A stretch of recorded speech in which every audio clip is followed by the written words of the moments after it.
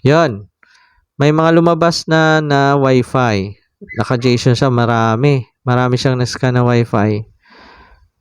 So, ito yung mga na-scan niya, oh. Ang dami. Isa, dalawa, may Converge, may YOTC.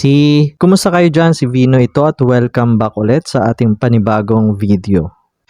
Sa video na to, ang gagawin natin ay isang tutorial kung paano tayo makakapag-scan ng Wi-Fi gamit yung Termux. Kung first time mo pong mapadpad dito sa channel na to, iniimbitahan po kitang mag-subscribe dito sa aking channel. Meron pong libreng subscribe button dyan sa baba. Libre po yan at meron pong notification bell na kapag clinic mo po ay laging magno-notify po sa inyo na meron tayong bagong video. Libre po yan ha, libre. Pindutin nyo na po. Una, kailangan meron tayo nung F-Droid application. Yung F-Droid, doon natin i-install si Termux. Hindi po natin kailangan i-install po si Termux sa Play Store. Kailangan sa F-Droid po kasi hindi updated po yung nasa Play Store. So, kailangan po meron po tayong install. Itong makikita nyo po dito sa application na nasa taas ay F-Droid. Pwede nyo pong install yan gamit yung isang sa website nila na F-Droid. O pag napunta nyo na po tong website, dyan na po kayo mag-i-install. Ida-download nyo po yung F-Droid at i-install. Pwede nyo na pong pindutin yung install dun sa taas at may install na po yan. Kapag meron na po kayong F-Droid, pwede na po nating i-install yung Termux dyan. Meron po tayong separate na tutorial para sa pag-install po ng Termux gamit po yung F-Droid. Then, search po natin yung Termux.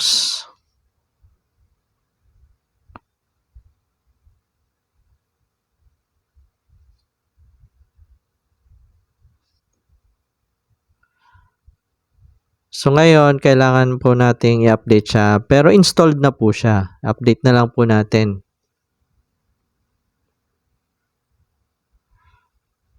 Kung wala pa po kayong naka-install, nakalagay naman po dyan is install. Puntahan nyo na lang po yung isa kong video na kung saan nagturo tayo kung paano ma-install yung Termux gamit yung F-Droid. And kapag nakapag-install na po kayo, ng Termux, pwede nyo na pong i-open yan. By default, kailangan po itong i-update lahat po ng mga repositories. And wala pa po dyan yung command na para sa Wi-Fi scan. So, kailangan mag-install pa tayo ng tinatawag na Termux API. Doon pa rin po yan sa F-Droid. So, punta uli po kayo doon sa F-Droid at maglalagay po kayo dito ng hanapin nyo po yung API. So, makikita nyo nga po nasa baba niya na yung API. Ayan. Functions from Termux. Ito. Ayan, ito. Nasa baba, di ba? So, install lang po yan.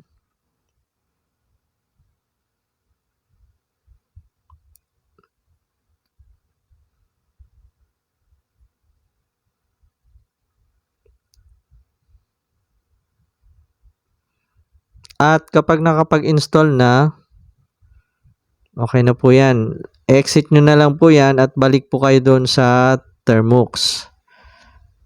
Kung makikita nyo po, meron pong another Termux pero may API na po. Pag i-click nyo po yan, hindi po yan yung mismong Termux. So, hanapin nyo lang po yung Termux mismo. Ito, nasa kaliwa. So, meron na po yan na API. So, ang command po para mag-scan tayo ng Wi-Fi ay Termux dash Wi-Fi. Then, marami pong under Wi-Fi yung makikita po natin dyan. Meron tayong connection info, enable, tsaka scan info. Sa ngayon, tingnan po muna natin kung anong nakakonect tayo na Wi-Fi. Saan tayo nakakonect? So, termux-wifi-connection info. Pag enter po natin, lalabas po dyan kung saan po tayo currently nakakonect. na Wi-Fi. Kung makikita nyo po, ay meron po tayo dito naka-JSON format na information. Nandyan yung SSID, which is unknown SSID kasi naka-hidden siya. Then, meron po siyang IP address. Then, kung ano yung frequency. Nakakonect po tayo sa 5G. So, kung gusto po natin mag-scan ng mga bagong Wi-Fi, is kailangan po muna natin i-disable yung Wi-Fi. Pwede na rin po yan dito sa Termux. Kailangan po natin i-type yung Termux Wi-Fi -enable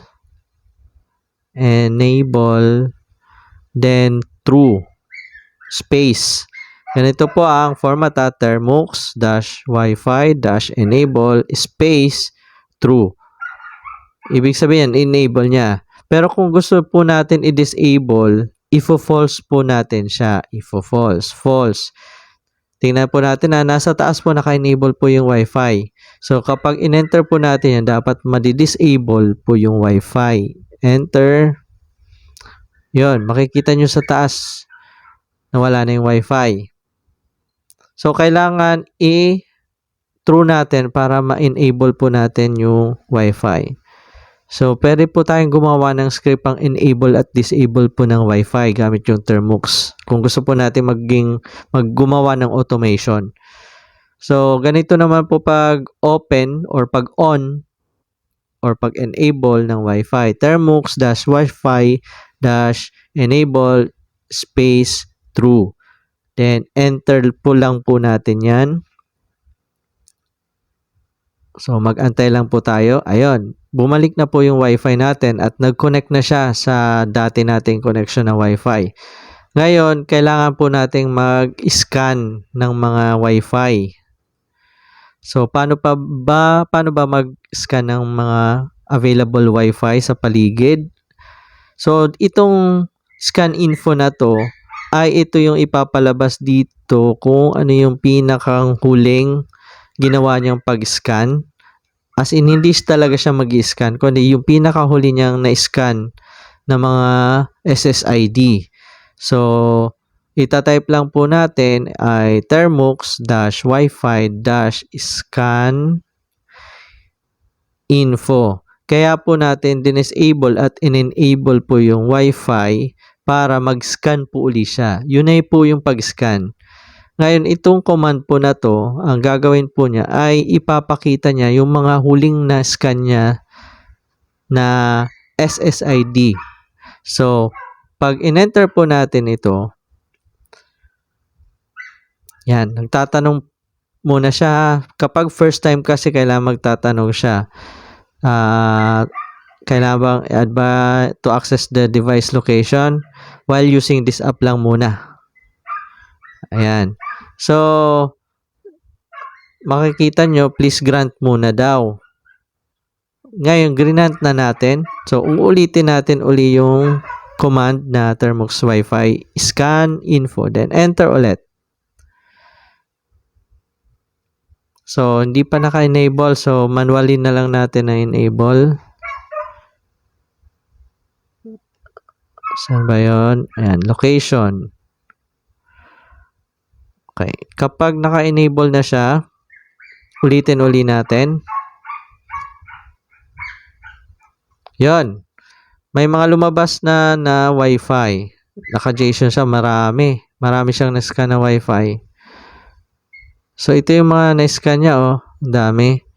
Isa, dalawa, may Converge, may YOTC, may PLDT Home Fiber na dalawa. Isa is 5G, yung isa is 2.4. Kaya siya marami kasi dalawa ng binobroadcast niya ng mga Wi-Fi eh. Yung 5G tsaka 2.4. Meron naman dito Cancer, yan. Mga siguro sa kapitbahay namin to. So yan. Ito yung huling na-scan niya na mga Wi-Fi available sa paligid. So dyan, pwede na kayong magpili kung ano yung pwede nyong connectan ng Wi-Fi. Ito po ay hindi pwedeng gamitin kung gusto nyo mag-crack. Pwede rin, pero hindi pa po ito yung pang-crack ng Wi-Fi. Ito lang po ay pang-scan lang po ito ng Wi-Fi. Iba pa po yung pang-crack or yung pang-kuha ng hidden password ng Wi-Fi. Hindi po natin pwedeng gawin na tutorial yon at baka magkaroon po tayo ng problema sa channel at bawal po yon. So, yan. So, ganito po ang pag-scan po or pag-detect ng Wi-Fi. So, ulitin po natin yung mga command na ginawa po natin, no? Connection info para makakita kung saan po tayo nakakonect. Connection Termux Wi-Fi enable, false, pang off. And kapag i-on natin yung Wi-Fi is true naman. Kailangan po natin gawin yan ay para mag-scan ulit si Wi-Fi or yung phone natin. Then kapag nakapag-enable na tayo, pwede na natin execute yung Termux Wi-Fi scan info para makita natin yung mga latest na Wi-Fi. Pero kailangan naka-enable po yung tinatawag na location. Kung hindi nyo po magawa doon sa nag-prompt, manual nyo na lang pong i-enable. Okay. So, sana meron po kayong natutunan dito sa panibagong video natin sa Termux sa susunod ulit na video. Kung nagustuhan mo itong video na to, huwag mong kalimutan i-click yung like button at kung may katanungan ka, pwede kang mag-comment dyan sa baba. Sa susunod ulit.